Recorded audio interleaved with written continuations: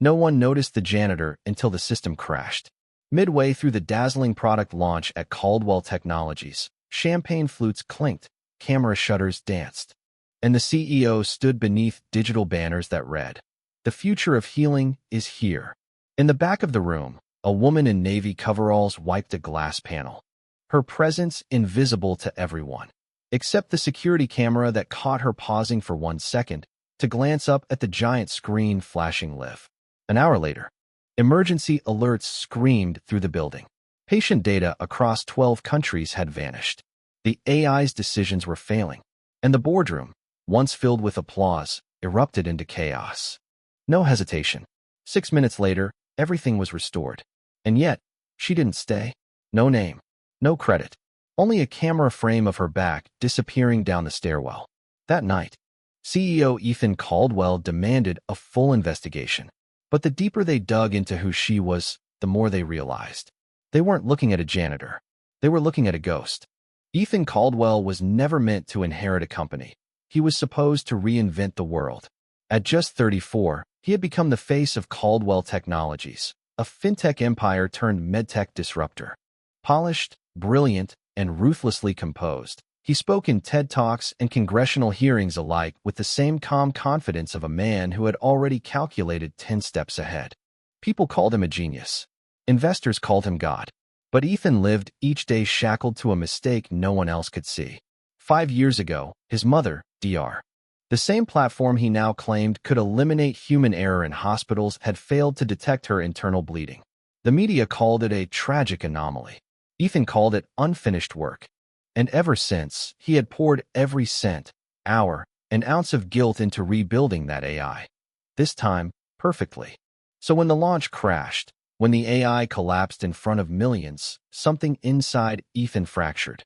But he hid it behind a clenched jaw and a fury directed at the weakest link in the room. Or so he thought. Who was near the command interface during the incident, he snapped. Security scrubbed the footage. And there she was. A dark-skinned woman in navy coveralls, pushing a mop past restricted zones, pausing by the elevators. She didn't belong. She shouldn't have had clearance.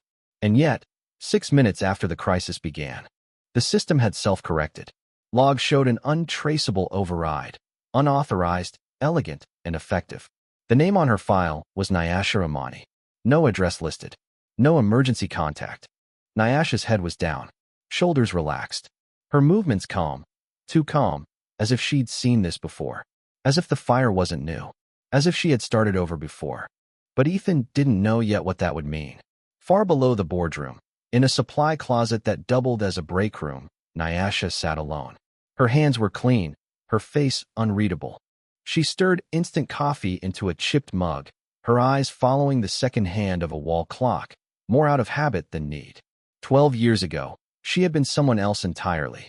A cryptography strategist for a multinational security firm. Top clearance. Fluent in 5 languages.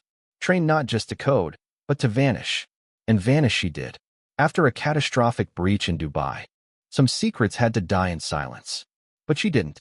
Not completely. Not with Luna still watching. Not with old guilt still breathing. When she first saw Ethan's name on a clipboard at Caldwell Tech, something inside her paused. A quiet click in the back of her mind. Like the feeling of setting a gear back into place.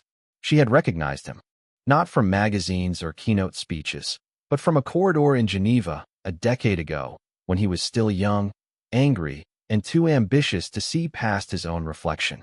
Now he was running the same AI she had once tried to stop. She hadn't come to sabotage him. She had come to see if he had changed. But when the system began to fall apart, again, Nyasha hadn't hesitated. The world didn't need another tragedy. Especially not one that echoed her own. And so, when the lights flickered and protocols failed, she walked into the fire. Just like before. Only this time, she wasn't walking out with blame. She was walking out invisible. For now. 3 days after the crash, Ethan couldn't focus. His team had patched the system, issued a press statement, and spun the disruption as routine resilience testing. But his mind wasn't on investors or headlines. It was on the woman in the footage. Every attempt to track her down led to silence. The third-party vendor claimed no records, just a vague mention of a subcontractor who'd moved on. Security reported her access badge no longer scanned. Her locker was empty. No fingerprints on file. No digital trail. She had vanished, cleaner than any saboteur Ethan had ever encountered. Cleaner than a janitor had any right to be. But what troubled him wasn't what she did. It was how she did it. Whoever she was, she hadn't guessed her way into the system. She had moved through firewalls like someone who'd built them. Her override was precise. Seamless. There was no brute force, no delay, no signature left behind. Except one. Buried deep in the server log, Ethan found a string of code. One line, written in a syntax he hadn't seen in years. Compact, beautiful, efficient, and hauntingly familiar. He had seen it once before, long ago, in a lecture hall in Geneva, scribbled onto a whiteboard by a visiting speaker from an international intelligence contractor. A woman named Nyasha Amani. He hadn't remembered her face then, just the way she spoke. Not like someone trying to impress a room. Like someone warning it. That day, she had deconstructed the weaknesses of their prototype in under 7 minutes. No one had listened. Ethan least of all. The irony now struck him like static, sharp and electric. He pulled up archived research files from his mother's last years. One of the flagged reports from the original AI trial showed an unsigned security memo. No one had paid attention to it. But now, rereading it, Ethan saw it clearly. Same structure, same logic, same signature style.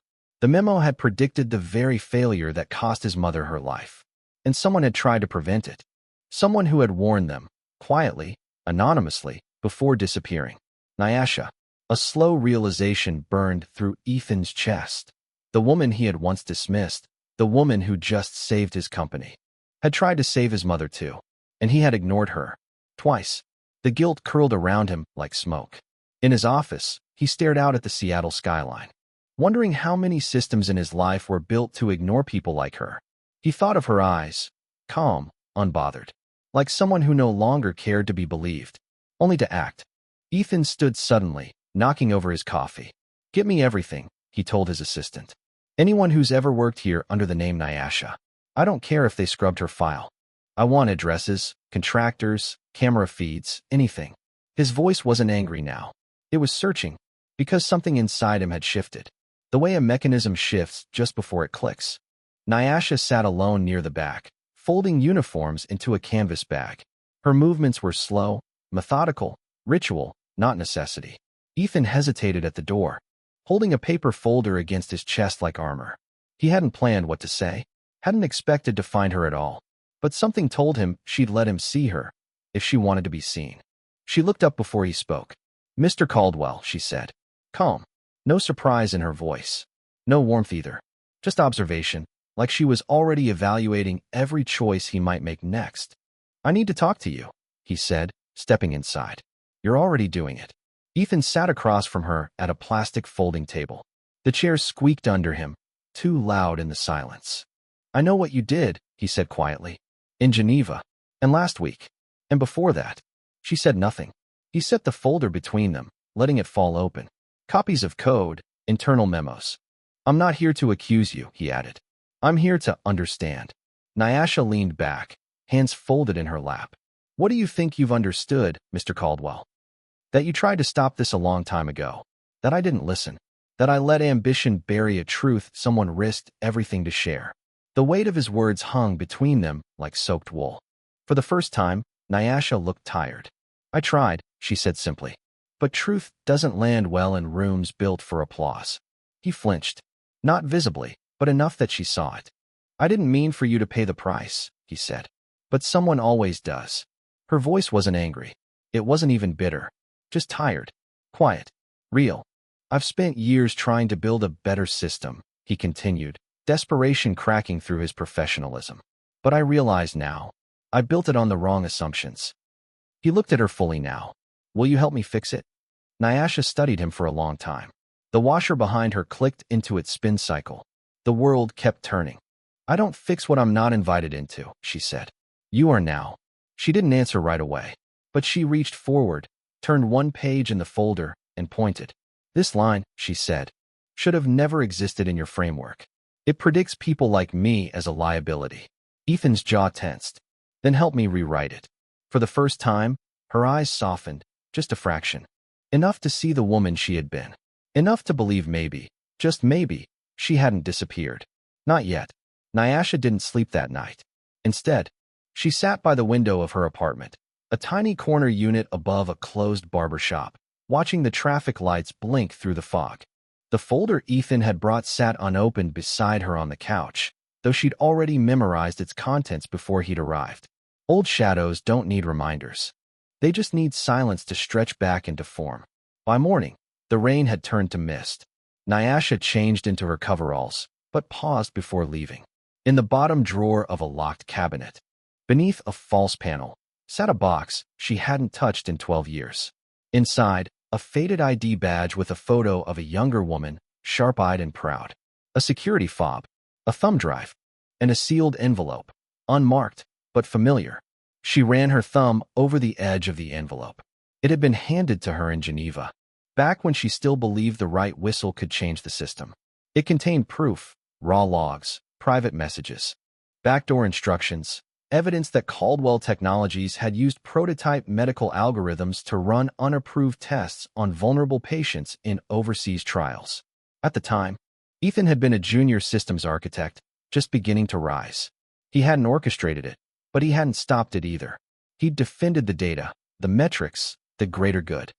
And one of those patients had been Nyasha's sister, Amelie Amani, 29, undocumented, uninsured, and silently erased. Nyasha had tried to go public, but the system moved faster than outrage. The files were flagged, classified, her name quietly removed from credentials, her accounts frozen, pending investigation. By the time she escaped the smear campaign, Amelie had already died. Now, 12 years later, Ethan Caldwell was asking her to help rewrite the code. It would have been easier to say no, but Nyasha never came back to destroy the machine. She came back to make sure it couldn't erase anyone else. She tucked the thumb drive into her pocket and walked out into the fog.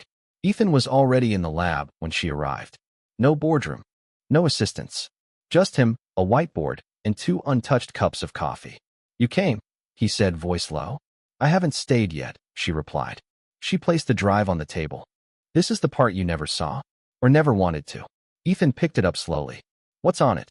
"The cost." He didn't ask more, just nodded and inserted it into the terminal. As lines of code filled the screen, logs of discarded patient trials, unauthorized remote activations, flagged symptom suppression models, his face changed. Not with shock, with memory. He had known. Not all of it, but enough to have asked the right questions back then. He never had. "I'm sorry," he said. Nyasha didn't nod, didn't thank him. She simply pulled out a second drive. "This is what it should be. You rewrote the model?" "No," she said quietly. "I rewrote the ethic." The first board meeting after the rewrite was a war fought in tailored suits and sanitized language. Ethan stood at the head of the table, shoulders squared, voice even. "We're restructuring the core architecture," he said. "Effective immediately. We'll be implementing the revised ethical oversight framework proposed by," he hesitated, "our internal advisor." The room bristled. "Advisor?" CFO Leona Markham narrowed her eyes. "You're referring to the woman who bypassed security and tampered with critical systems?" "She saved the system," Ethan replied. "She's a janitor," someone muttered. "She was the only person in this building who saw the collapse coming." He snapped, voice sharpening, while the rest of us were clapping at a launch party. There was a pause. Then the legal counsel leaned forward. "Do you understand what this rewrite implies? If we acknowledge flaws in the old protocol, we invite class action, regulatory backlash, investor panic." Ethan didn't blink. "If we don't acknowledge it, we invite a repeat." But the room wasn't listening to logic. They were listening to fear, the kind Nyasha had warned him about. Most not. A former intelligence operative turned rogue. A whistleblower. A liability.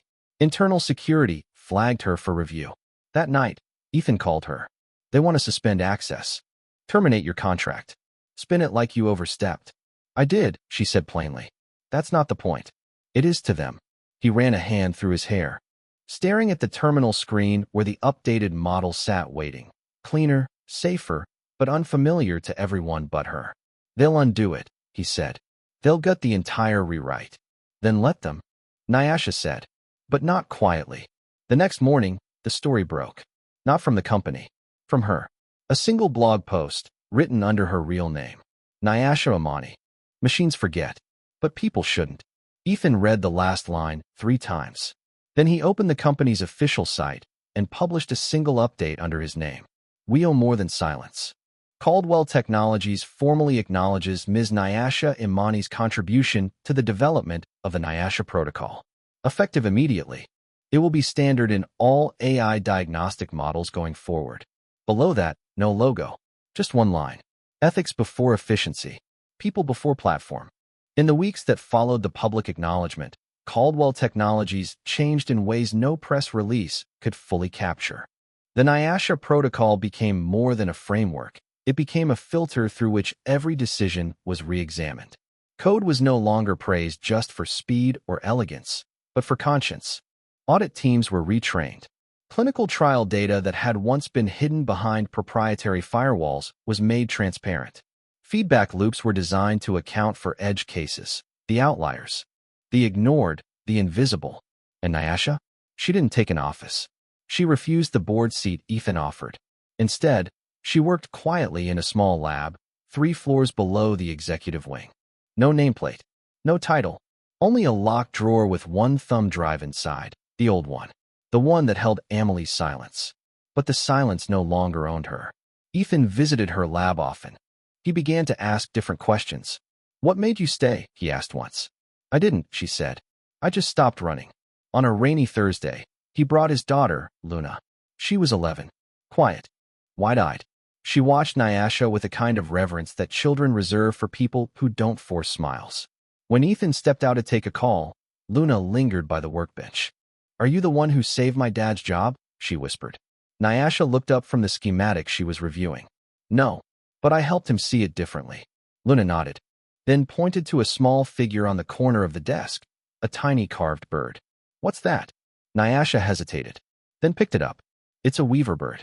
In my country, they build entire homes from scratch, using nothing but broken grass. Why? Because no one gives them shelter. So they make their own. Luna held the carving like a secret. Upstairs, the board continued to grumble. Stock prices fluttered. Commentators debated whether ethics could scale.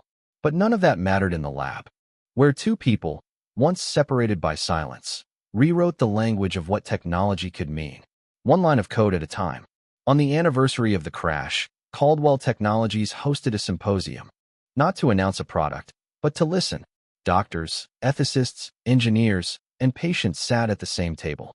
Nyasha declined to speak, but sat in the back, notebook in hand, eyes quietly watching the shift she had once only dreamed of. After the closing remarks, Ethan walked over to her.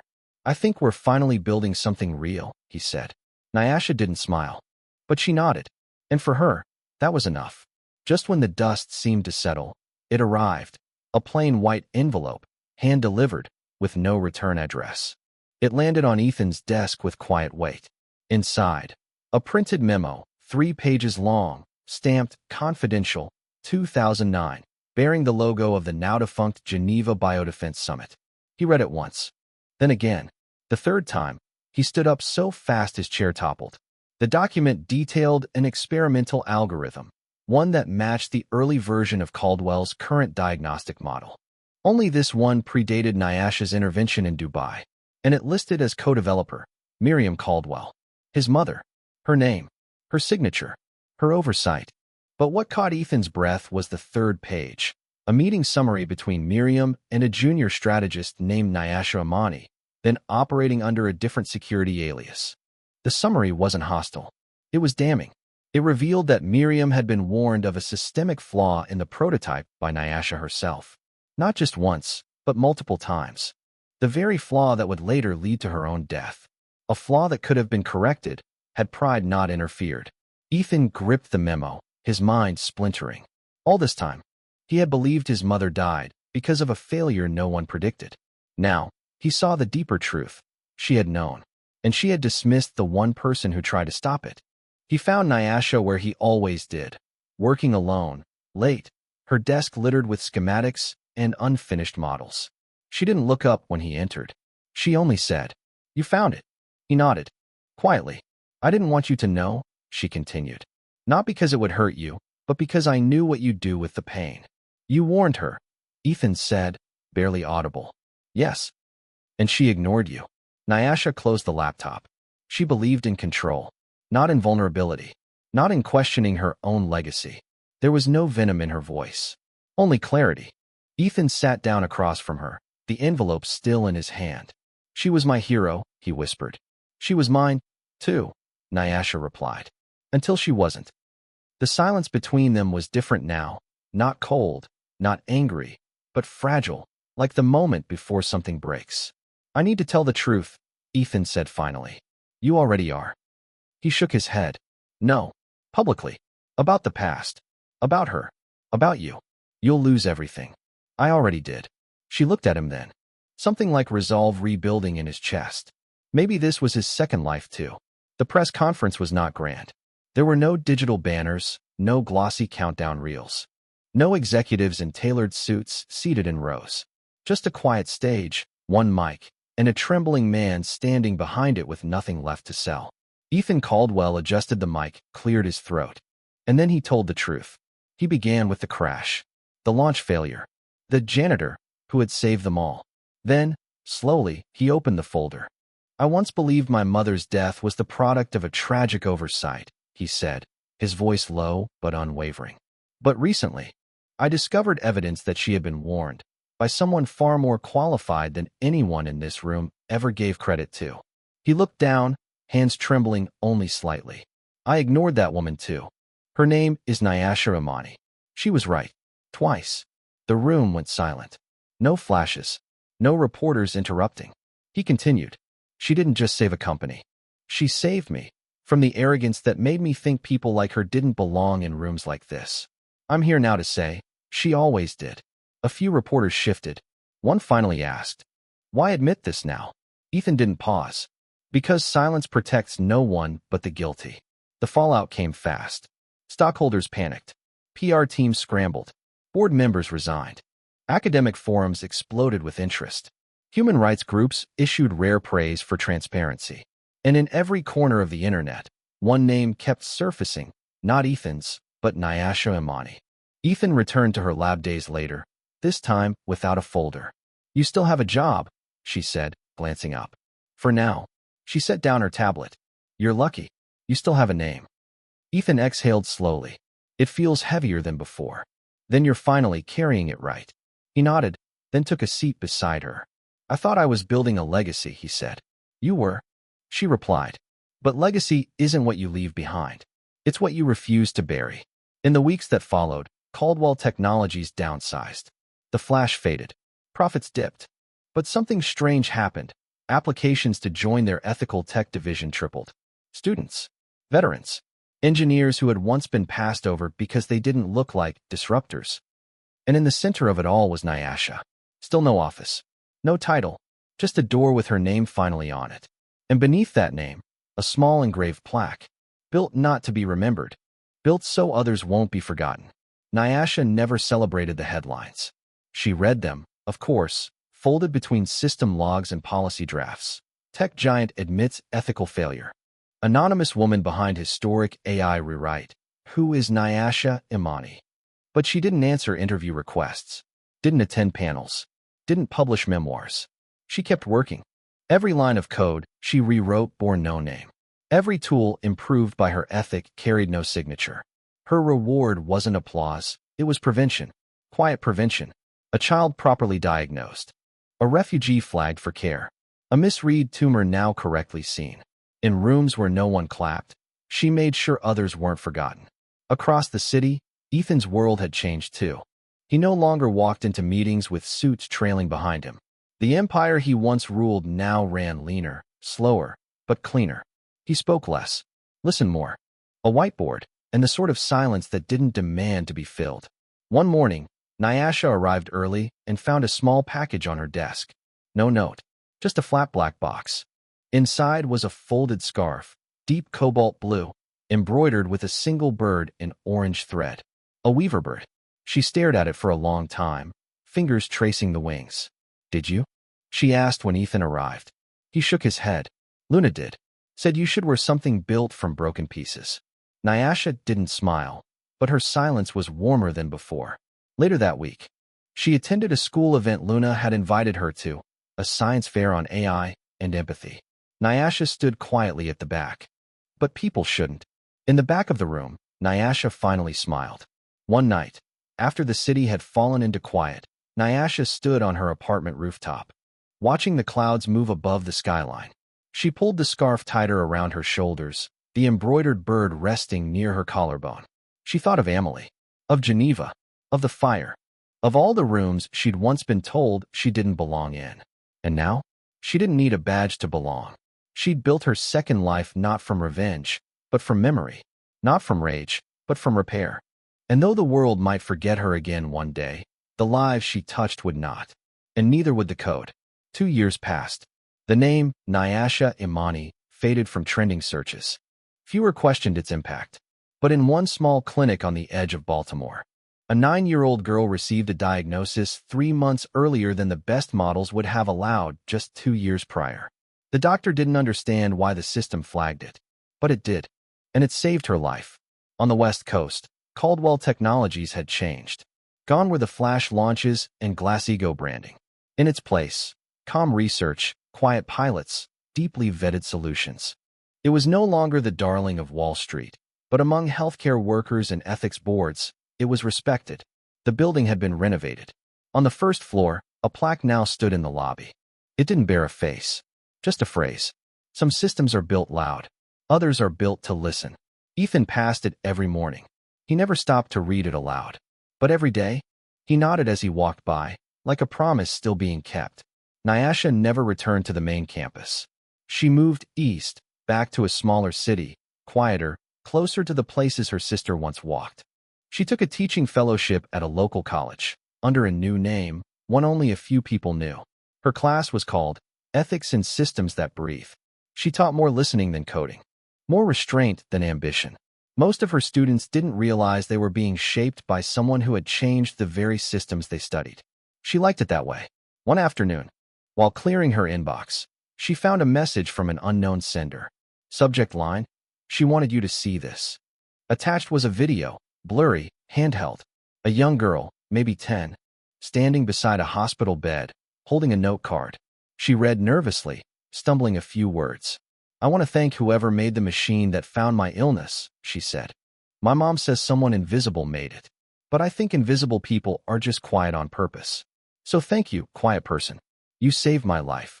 The video ended with static. Nyasha watched it twice. Then once more. Then closed her laptop, eyes glassy but steady. That night, as the city lights shimmered through her window, she sat down with an old envelope. Not to open it, but to burn it. The past had been carried long enough.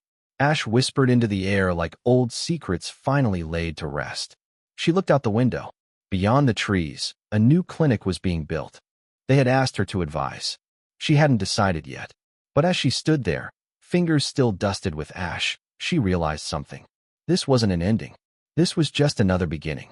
3 years after the rewrite, the world no longer looked like the one Nyasha had once slipped through unnoticed.